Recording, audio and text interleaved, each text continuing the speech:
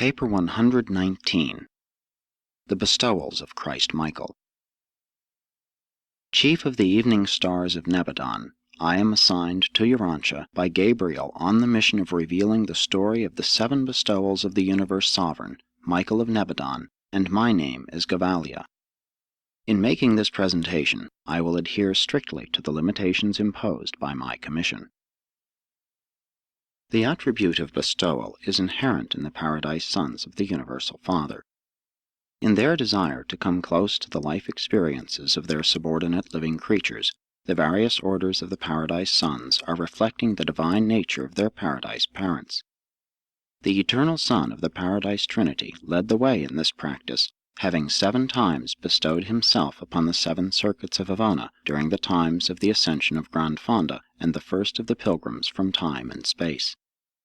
And the Eternal Son continues to bestow himself upon the local universes of space in the persons of his representatives, the Michael and Avonal Sons. When the Eternal Son bestows a Creator Son upon a projected local universe, that Creator Son assumes full responsibility for the completion, control, and composure of that new universe, including the solemn oath to the Eternal Trinity not to assume full sovereignty of the new creation until his 7 creature bestowals shall have been successfully completed and certified by the Ancients of Days of the super-universe of jurisdiction.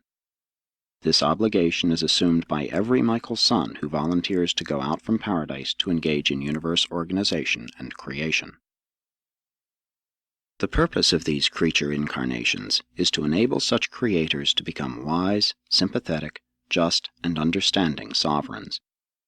These divine sons are innately just, but they become understandingly merciful as a result of these successive bestowal experiences. They are naturally merciful, but these experiences make them merciful in new and additional ways. These bestowals are the last steps in their education and training for the sublime tasks of ruling the local universes in divine righteousness and by just judgment. Though numerous incidental benefits accrue to the various worlds, systems, and constellations, as well as to the different orders of universe intelligences affected and benefited by these bestowals, still they are primarily designed to complete the personal training and universe education of a Creator Son himself. These bestowals are not essential to the wise, just, and efficient management of a local universe, but they are absolutely necessary to a fair, merciful, and understanding administration of such a creation, teeming with its varied forms of life and its myriads of intelligent but imperfect creatures. The Michael Sons begin their work of universe organization with a full and just sympathy for the various orders of beings whom they have created. They have vast stores of mercy for all these differing creatures, even pity for those who err and flounder in the selfish mire of their own production. But such endowments of justice and righteousness will not suffice in the estimate of the Ancients of Days. These triune rulers of the super-universes will never certify a Creator Son as universe sovereign until he has really acquired the viewpoint of his own creatures by actual experience in the environment of their existence and as these very creatures themselves. In this way, such sons become intelligent and understanding rulers. They come to know the various groups over which they rule and exercise universe authority. By living experience they possess themselves of practical mercy, fair judgment, and the patience born of experiential creature existence. The local universe of Nebadon is now ruled by a Creator Son who has completed his service of bestowal. He reigns in just and merciful supremacy over all the vast realms of his evolving and perfecting universe. Michael of Nebadon is the 611,121st bestowal of the Eternal Son upon the universes of time and space, and he began the organization of your local universe about 400 billion years ago. Michael made ready for his first bestowal adventure about the time Urantia was taking its present form 1 billion years ago.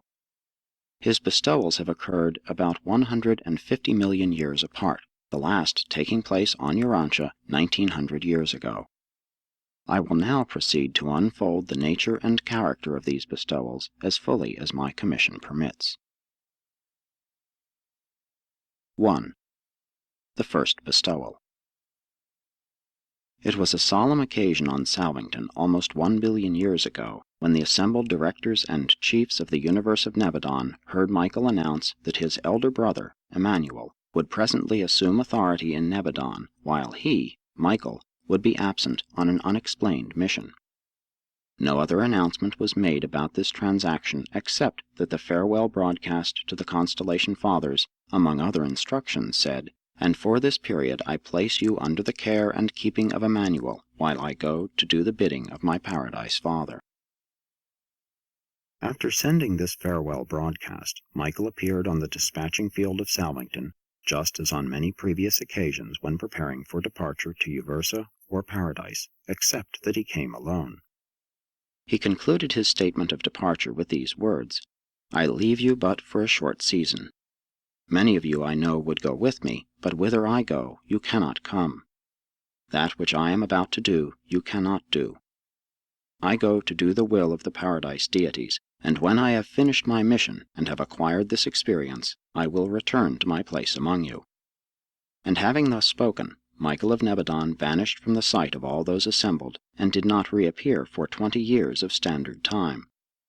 In all Salvington, only the divine minister and Emmanuel knew what was taking place, and the Union of Days shared his secret only with the chief executive of the universe, Gabriel, the bright and morning star. All of the inhabitants of Salvington, and those dwelling on the constellation and system headquarters worlds, assembled about their respective receiving stations for universe intelligence, hoping to get some word of the mission and whereabouts of the Creator's Son. Not until the 3rd day after Michael's departure was any message of possible significance received. On this day, a communication was registered on Salvington from the Melchizedek sphere, the headquarters of that order in Nebadon, which simply recorded this extraordinary and never before heard of transaction. At noon today there appeared on the receiving field of this world a strange Melchizedek son, not of our number, but wholly like our order. He was accompanied by a solitary omniaphym, who bore credentials from Uversa and presented orders addressed to our chief, derived from the Ancients of Days, and concurred in by Emmanuel of Salvington, directing that this new Melchizedek son be received into our order and assigned to the emergency service of the Melchizedeks of Nebadon. And it has been so ordered. It has been done. And this is about all that appears on the records of Salvington regarding the first Michael bestowal. Nothing more appears until after 100 years of Urantia time, when there was recorded the fact of Michael's return and unannounced resumption of the direction of universe affairs. But a strange record is to be found on the Melchizedek world, a recital of the service of this unique Melchizedek son of the emergency corps of that age. This record is preserved in a simple temple which now occupies the foreground of the home of the Father Melchizedek, and it comprises the narration of the service of this transitory Melchizedek son in connection with his assignment to 24 missions of a universe emergency. And this record, which I have so recently reviewed, ends thus.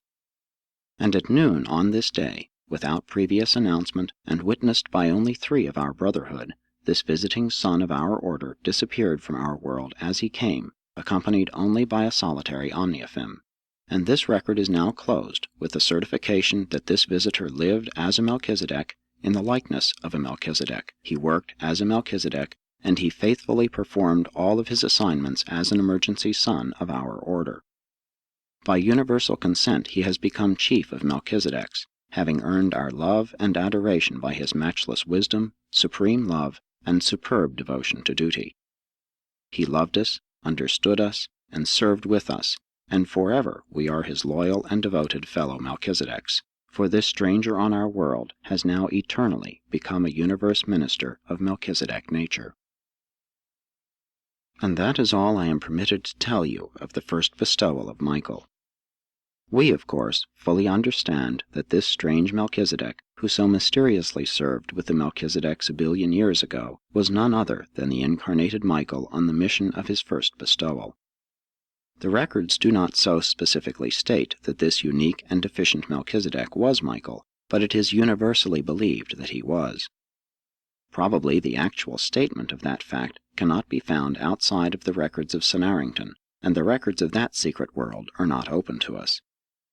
Only on this sacred world of the divine sons are the mysteries of incarnation and bestowal fully known. We all know of the facts of the Michael bestowals, but we do not understand how they are effected. We do not know how the ruler of a universe, the creator of the Melchizedeks, can so suddenly and mysteriously become one of their number, and, as one of them, live among them and work as a Melchizedek son for 100 years. But it so happened. 2. The second bestowal. For almost 150 million years after the Melchizedek bestowal of Michael, all went well in the universe of Nebadon, when trouble began to brew in System 11 of Constellation 37. This trouble involved a misunderstanding by a Lanonandek's son, a system sovereign, which had been adjudicated by the Constellation Fathers and approved by the Faithful of Days, the Paradise Counselor to that constellation, but the protesting system sovereign was not fully reconciled to the verdict. After more than 100 years of dissatisfaction, he led his associates in one of the most widespread and disastrous rebellions against the sovereignty of the Creator Son ever instigated in the universe of Nebadon, a rebellion long since adjudicated and ended by the action of the Ancients of Days on Uversa.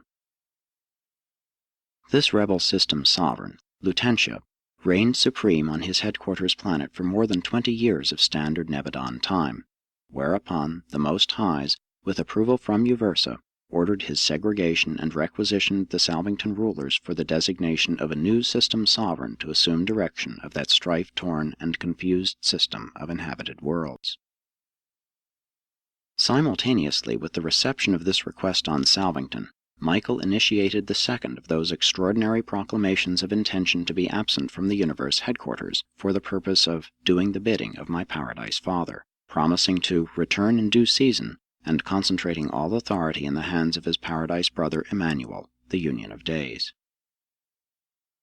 And then, by the same technique observed at the time of his departure in connection with the Melchizedek bestowal, Michael again took leave of his headquarters sphere. 3 days after this unexplained leave-taking, there appeared among the reserve corps of the primary Lanonandek sons of Nebadon a new and unknown member. This new son appeared at noon, unannounced and accompanied by a lone Tertiaphim who bore credentials from the Uversa Ancients of Days, certified by Emmanuel of Salvington, directing that this new son be assigned to System 11 of Constellation 37 as the successor of the deposed Lutentia, and with full authority as acting system sovereign, pending the appointment of a new sovereign. For more than 17 years of universe time, this strange and unknown temporary ruler administered the affairs and wisely adjudicated the difficulties of this confused and demoralized local system. No system sovereign was ever more ardently loved or more widespreadly honored and respected. In justice and mercy this new ruler set the turbulent system in order, while he painstakingly ministered to all his subjects, even offering his rebellious predecessor the privilege of sharing the system throne of authority, if he would only apologize to Emmanuel for his indiscretions. But Lutentia spurned these overtures of mercy, well knowing that this new and strange system sovereign was none other than Michael, the very universe ruler whom he had so recently defied. But millions of his misguided and deluded followers accepted the forgiveness of this new ruler, known in that age as the Savior Sovereign of the system of Polonia. And then came that eventful day on which there arrived the newly appointed system sovereign, designated by the universe authorities as the permanent successor of the deposed Lutentia, and all Polonia mourned the departure of the most noble and most benign system ruler that Nebadon had ever known. He was beloved by all the system and adored by his fellows of all groups of the Lanonandek sons. His departure was not unceremonious. A great celebration was arranged when he left the system headquarters. Even his erring predecessor sent this message: "Just and righteous are you in all your ways. While I continue in rejection of the Paradise rule, I am compelled to confess that you are a just and merciful administrator." And then did this transient ruler of a rebellious system take leave of the planet of his short administrative sojourn, while on the 3rd day thereafter Michael appeared on Salvington and resumed the direction of the universe of Nebadon.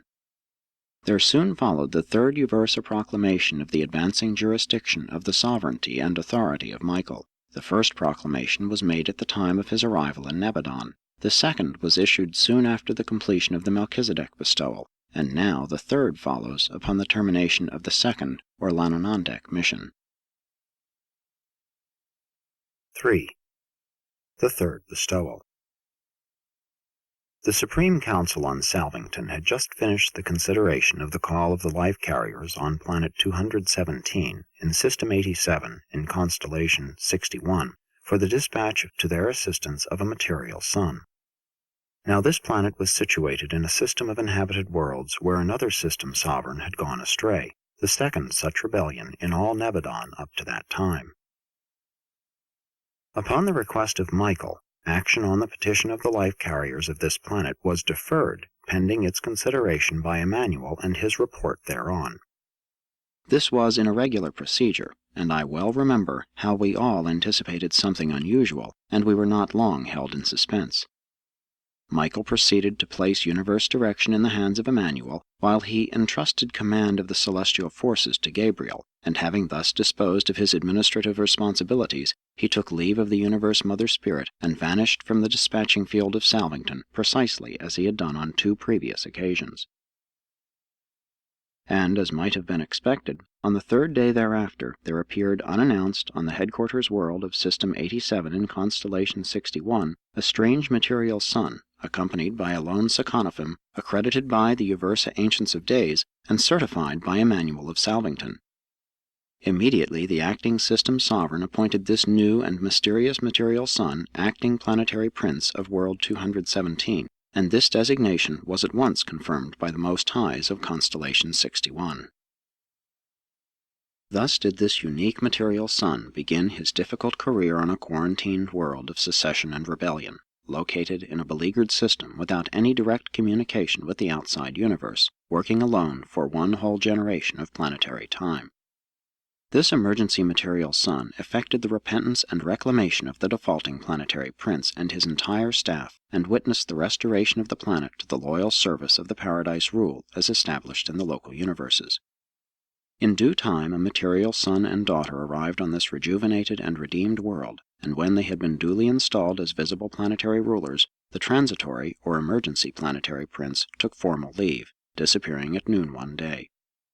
On the 3rd day thereafter, Michael appeared in his accustomed place on Salvington, and very soon the superuniverse broadcasts carried the 4th proclamation of the Ancients of Days announcing the further advancement of the sovereignty of Michael in Nebadon. I regret that I do not have permission to narrate the patience, fortitude, and skill with which this material sun met the trying situations on this confused planet. The reclamation of this isolated world is one of the most beautifully touching chapters in the annals of salvation throughout Nebadon. By the end of this mission, it had become evident to all Nebadon as to why their beloved ruler chose to engage in these repeated bestowals in the likeness of some subordinate order of intelligent being. The bestowals of Michael as a Melchizedek son, then as a Lanonandek son, and next as a material son, are all equally mysterious and beyond explanation. In each instance he appeared suddenly and as a fully developed individual of the bestowal group. The mystery of such incarnations will never be known except to those who have access to the inner circle of the records on the sacred sphere of Senarrington. Never since this marvelous bestowal as the planetary prince of a world in isolation and rebellion have any of the material sons or daughters in Nebadon been tempted to complain of their assignments or to find fault with the difficulties of their planetary missions. For all time the material sons know that in the Creator Son of the universe they have an understanding sovereign and a sympathetic friend, one who has in all points been tried and tested, even as they must also be tried and tested. Each of these missions was followed by an age of increasing service and loyalty among all celestial intelligences of universe origin, while each succeeding bestowal age was characterized by advancement and improvement in all methods of universe administration and in all techniques of government. Since this bestowal, no material son or daughter has ever knowingly joined in rebellion against Michael. They love and honor him too devotedly ever consciously to reject him.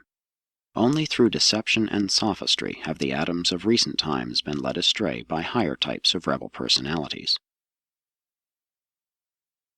4. The fourth bestowal. It was at the end of one of the periodic millennial roll calls of Uversa that Michael proceeded to place the government of Nebadon in the hands of Emmanuel and Gabriel, and of course, recalling what had happened in times past following such action, we all prepared to witness Michael's disappearance on his fourth mission of bestowal, and we were not long kept waiting, for he shortly went out upon the Salvington dispatching field, and was lost to our view. On the third day after this bestowal disappearance, we observed in the universe broadcasts to Uversa this significant news item from the Seraphic headquarters of Nebadon, reporting the unannounced arrival of an unknown seraphim, accompanied by a solitary supernaphim and Gabriel of Salvington. This unregistered seraphim qualifies as of the Nebadon order and bears credentials from the Uversa Ancients of Days, certified by Emmanuel of Salvington. This seraphim tests out as belonging to the supreme order of the angels of a local universe, and has already been assigned to the corps of the teaching counselors. Michael was absent from Salvington during this, the Seraphic bestowal, for a period of over 40 standard universe years. During this time he was attached as a Seraphic teaching counselor, what you might denominate a private secretary, to 26 different master teachers, functioning on 22 different worlds. His last or terminal assignment was as counselor and helper attached to a bestowal mission of a Trinity Teacher Son on World 462 in System 84 of Constellation 3 in the universe of Nebadon. Never throughout the 7 years of this assignment was this Trinity Teacher Son wholly persuaded as to the identity of his Seraphic associate. True, all seraphim during that age were regarded with peculiar interest and scrutiny. Full well we all knew that our beloved sovereign was abroad in the universe disguised as a seraphim, but never could we be certain of his identity. Never was he positively identified until the time of his attachment to the bestowal mission of this Trinity Teacher Son. But always, throughout this era, were the supreme seraphim regarded with special solicitude, lest any of us should find that we had unawares been host to the sovereign of the universe on a mission of creature bestowal. And so it has become forever true concerning angels, that their creator and ruler has been, in all points, tried and tested in the likeness of seraphic personality. As these successive bestowals partook increasingly of the nature of the lower forms of universe life, Gabriel became more and more an associate of these incarnation adventures, functioning as the universe liaison between the bestowed Michael and the acting universe ruler Emmanuel. Now has Michael passed through the bestowal experience of 3 orders of his created universe sons, the Melchizedeks, the Lanonandeks, and the material sons. Next he condescends to personalize in the likeness of angelic life as a supreme seraphim before turning his attention to the various phases of the ascending careers of his lowest form of will creatures, the evolutionary mortals of time and space. 5. The fifth bestowal. A little over 300 million years ago, as time is reckoned on Urantia, we witnessed another of those transfers of universe authority to Emmanuel, and observed the preparations of Michael for departure. This occasion was different from the previous ones in that he announced that his destination was Uversa, headquarters of the super-universe of Urantia. In due time our sovereign departed, but the broadcasts of the super-universe never made mention of Michael's arrival at the courts of the Ancients of Days. Shortly after his departure from Salvington, there did appear in the Uversa broadcasts this significant statement: "There arrived today an unannounced and unnumbered ascendant pilgrim of mortal origin from the universe of Nebadon, certified by Emmanuel of Salvington, and accompanied by Gabriel of Nebadon. This unidentified being presents the status of a true spirit and has been received into our fellowship." If you should visit Uversa today, you would hear the recounting of the days when Eventide sojourned there, this particular and unknown pilgrim of time and space being known on Uversa by that name. And this ascending mortal, at least a superb personality in the exact likeness of the spirit stage of the ascending mortals, lived and functioned on Uversa for a period of 11 years of Orvantan Standard Time. This being received the assignments and performed the duties of a spirit mortal in common with his fellows from the various local universes of Orvantan. In all points he was tested and tried even as his fellows, and on all occasions he proved worthy of the confidence and trust of his superiors, while he unfailingly commanded the respect and loyal admiration of his fellow spirits. On Salvington we followed the career of this spirit pilgrim with consummate interest, knowing full well by the presence of Gabriel that this unassuming and unnumbered pilgrim spirit was none other than the bestowed ruler of our local universe. This first appearance of Michael incarnated in the role of one stage of mortal evolution was an event which thrilled and enthralled all Nebadon. We had heard of such things, but now we beheld them. He appeared on Uversa as a fully developed and perfectly trained spirit mortal, and, as such, continued his career up to the occasion of the advancement of a group of ascending mortals to Avona, whereupon he held converse with the Ancients of Days, and immediately, in the company of Gabriel, took sudden and unceremonious leave of Uversa, appearing shortly thereafter in his accustomed place on Salvington. Not until the completion of this bestowal did it finally dawn upon us that Michael was probably going to incarnate in the likeness of his various orders of universe personalities, from the highest Melchizedeks right on down to the mortals of flesh and blood on the evolutionary worlds of time and space. About this time, the Melchizedek colleges began to teach the probability of Michael's sometime incarnating as a mortal of the flesh, and there occurred much speculation as to the possible technique of such an inexplicable bestowal. That Michael had in person performed in the role of an ascending mortal lent new and added interest to the whole scheme of creature progression, all the way up through the local universe and the superuniverse. Still, the technique of these successive bestowals remained a mystery. Even Gabriel confesses that he does not comprehend the method whereby this Paradise Son and universe creator could, at will, assume the personality and live the life of one of his own subordinate creatures. 6. The Sixth Bestowal. Now that all Salvington was familiar with the preliminaries of an impending bestowal, Michael called the sojourners on the headquarters planet together and, for the first time, unfolded the remainder of the incarnation plan, announcing that he was soon to leave Salvington for the purpose of assuming the career of a Urantia mortal at the courts of the Most High Fathers on the headquarters planet of the fifth constellation. And then we heard for the first time the announcement that his seventh and final bestowal would be made on some evolutionary world in the likeness of mortal flesh. Before leaving Salvington for the sixth bestowal, Michael addressed the assembled inhabitants of the sphere and departed in full view of everyone, accompanied by a lone seraphim and the bright and morning star of Nebadon. While the direction of the universe had again been entrusted to Emmanuel, there was a wider distribution of administrative responsibilities. Michael appeared on the headquarters of Constellation 5 as a full-fledged Urantia mortal of ascending status. I regret that I am forbidden to reveal the details of this unnumbered Urantia mortal's career, for it was one of the most extraordinary and amazing epochs in Michael's bestowal experience, not even excepting his dramatic and tragic sojourn on Urantia. But among the many restrictions imposed upon me in accepting this commission is one which forbids my undertaking to unfold the details of this wonderful career of Michael as the Urantia mortal of Endantum. When Michael returned from this Urantia bestowal, it was apparent to all of us that our Creator had become a fellow creature, that the Universe Sovereign was also the friend and sympathetic helper of even the lowest form of created intelligence in his realms. We had noticed this progressive acquirement of the creature's viewpoint in universe administration before this, for it had been gradually appearing, but it became more apparent after the completion of the Urantia mortal bestowal, even still more so after his return from the career of the carpenter's son on Urantia. We were informed in advance by Gabriel of the time of Michael's release from the Urantia bestowal, and accordingly we arranged a suitable reception on Salvington. Millions upon millions of beings were assembled from the constellation headquarters worlds of Nebadon, and a majority of the sojourners on the worlds adjacent to Salvington were gathered together to welcome him back to the rulership of his universe. In response to our many addresses of welcome and expressions of appreciation of a sovereign so vitally interested in his creatures, he only replied, "I have simply been about my Father's business. I am only doing the pleasure of the Paradise Sons who love and crave to understand their creatures."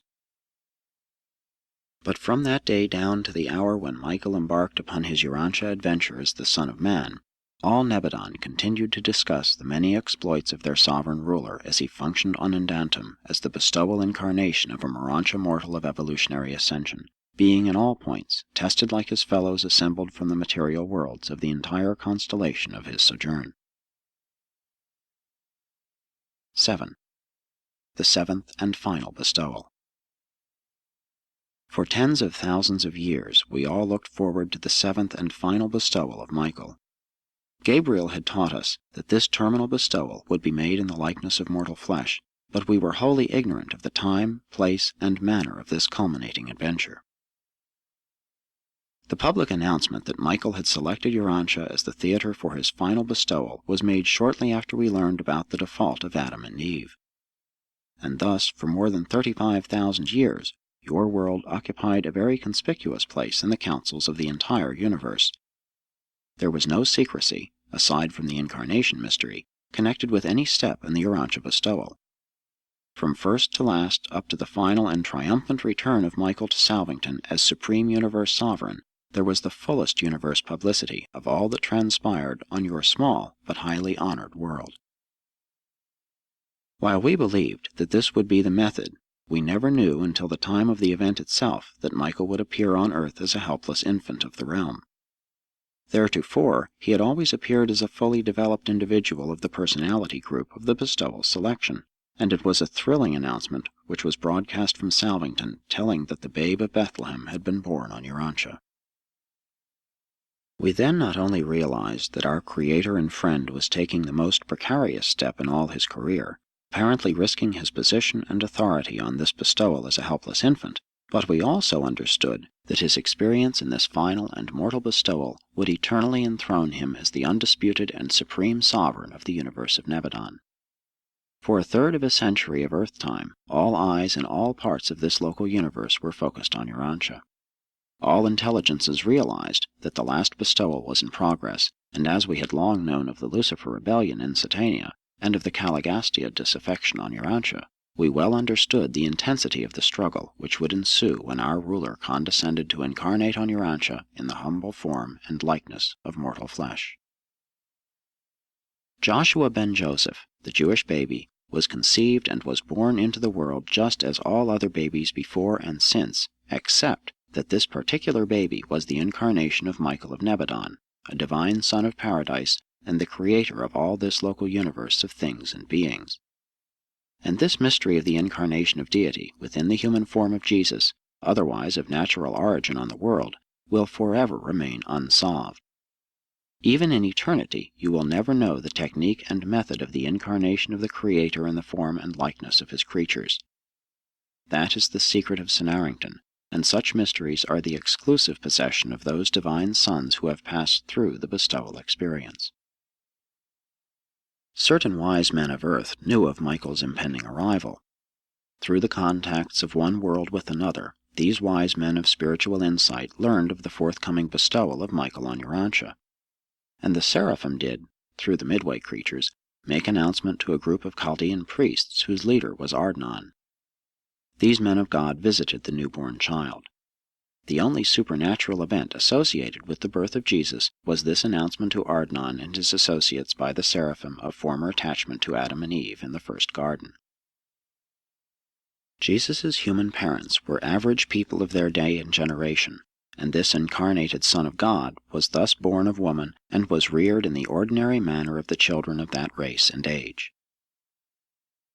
The story of Michael's sojourn on Urantia, the narrative of the mortal bestowal of the Creator's Son on your world, is a matter beyond the scope and purpose of this narrative. 8. Michael's post-bestowal status.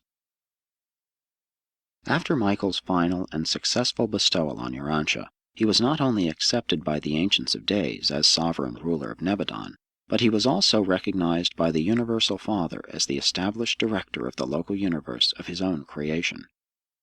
Upon his return to Salvington, this Michael, the Son of Man and the Son of God, was proclaimed the settled ruler of Nebadon. From Uversa came the 8th proclamation of Michael's sovereignty, while from Paradise came the joint pronouncement of the Universal Father and the Eternal Son, constituting this union of God and man sole head of the universe, and directing the Union of Days stationed on Salvington to signify his intention of withdrawing to Paradise.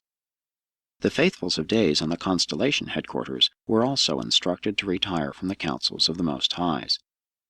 But Michael would not consent to the withdrawal of the Trinity Sons of counsel and cooperation.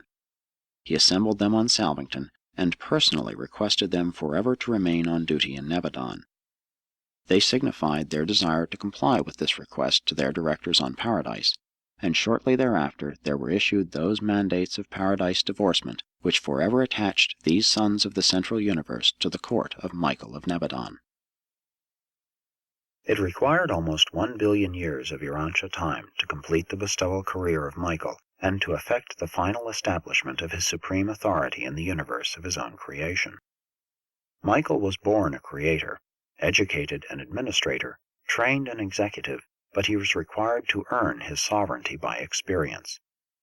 And thus has your little world become known throughout all Nebadon as the arena wherein Michael completed the experience which is required of every Paradise Creator son before he is given unlimited control and direction of the universe of his own making. As you ascend the local universe, you will learn more about the ideals of the personalities concerned in Michael's previous bestowals.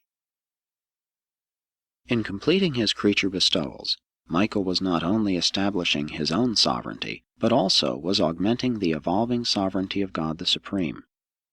In the course of these bestowals, the Creator's Son not only engaged in a descending exploration of the various natures of creature personality, but he also achieved the revelation of the variously diversified wills of the Paradise deities, whose synthetic unity, as revealed by the Supreme Creators, is revelatory of the will of the Supreme Being. These various will aspects of the deities are eternally personalized in the differing natures of the 7 Master Spirits, and each of Michael's bestowals was peculiarly revelatory of one of these divinity manifestations. On his Melchizedek bestowal, he manifested the united will of the Father, Son, and Spirit. On his Lananandek bestowal, the will of the Father and the Son. On the Adamic bestowal, he revealed the will of the Father and the Spirit. On the Seraphic bestowal, the will of the Son and the Spirit. On the Uversa mortal bestowal, he portrayed the will of the conjoint actor. On the Urantia mortal bestowal, the will of the Eternal Son. And on the Urantia material bestowal, he lived the will of the Universal Father, even as a mortal of flesh and blood. The completion of these 7 bestowals resulted in the liberation of Michael's supreme sovereignty, and also in the creation of the possibility for the sovereignty of the Supreme in Nebadon. On none of Michael's bestowals did he reveal God the Supreme, but the sum total of all 7 bestowals is a new Nebadon revelation of the Supreme Being. In the experience of descending from God to man, Michael was concomitantly experiencing the ascent from partiality of manifestability to supremacy of finite action and finality of the liberation of his potential for absonite function. Michael, a creator son, is a time-space creator, but Michael, a 7-fold master son, is a member of one of the divine core constituting the Trinity Ultimate. In passing through the experience of revealing the 7 master spirit wills of the Trinity, the Creator Son has passed through the experience of revealing the will of the Supreme. In functioning as a revelator of the will of supremacy, Michael, together with all other Master Sons, has identified himself eternally with the Supreme. In this universe age, he reveals the Supreme and participates in the actualization of the sovereignty of supremacy. But in the next universe age, we believe he will be collaborating with the Supreme Being in the first experiential Trinity for and in the universes of outer space. Urantia is the sentimental shrine of all Nebadon, the chief of 10 million inhabited worlds, the mortal home of Christ Michael, sovereign of all Nebadon, a Melchizedek minister to the realms, a system savior, an Adamic redeemer, a seraphic fellow, an associate of ascending spirits, a Urantia progressor, a son of man in the likeness of mortal flesh, and the planetary prince of Urantia. And your record tells the truth when it says that this same Jesus has promised some time to return to the world of his terminal bestowal, the world of the cross. This paper, depicting the 7 bestowals of Christ Michael, is the 63rd of a series of presentations, sponsored by numerous personalities, narrating the history of Urantia down to the time of Michael's appearance on Earth in the likeness of mortal flesh. These papers were authorized by a Nebadon Commission of 12, acting under the direction of Mantushya Melchizedek. We indited these narratives and put them in the English language by a technique authorized by our superiors in the year AD 1935 of Urantia time.